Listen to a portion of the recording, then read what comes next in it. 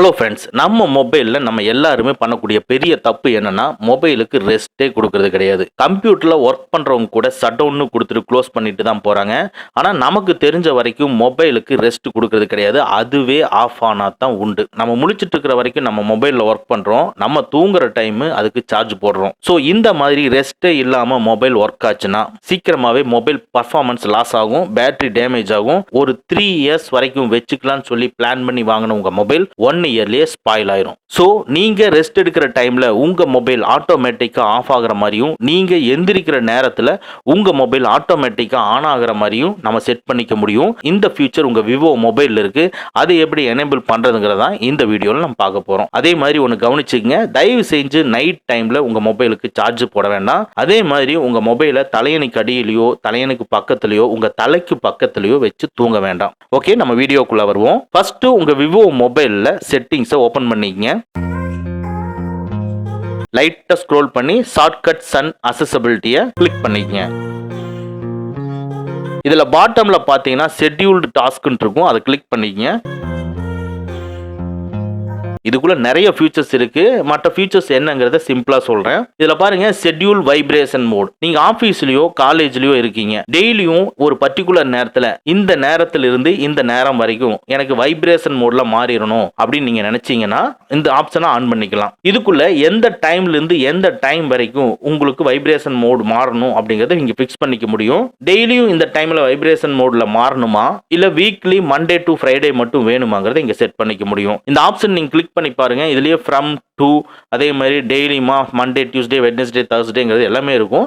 இதுல எது உங்களுக்கு தேவைப்படுது, இந்த ஃபியூச்சர் உங்களுக்கு தேவைப்பட்டுச்சுன்னா இதை எனேபிள் பண்ணி வச்சுக்கோங்க. நெக்ஸ்ட் அதுக்கு கீழே பார்த்தீங்கன்னா ஷெட்யூல் ஏர்பிளான் மோட். ஸோ இதுவும் வைப்ரேஷன் மோட் மாதிரி தான்.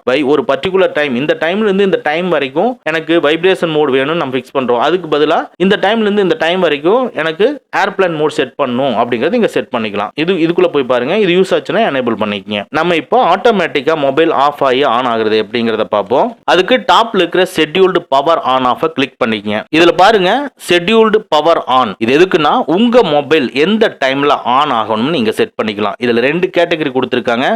ஒர்க்கிங் டேஸ் தனியாவும் சாட்டர்டே அண்ட் சண்டே தனியாவும் கொடுத்திருக்காங்க. ஃபார் எக்ஸாம்பிள், ஒர்க்கிங் டேஸ்ல நீங்க 5 o'clock எந்திரிப்பீங்கன்னா 7க்கு பதிலாக 5ன்னு நீங்க மாத்திக்கலாம்.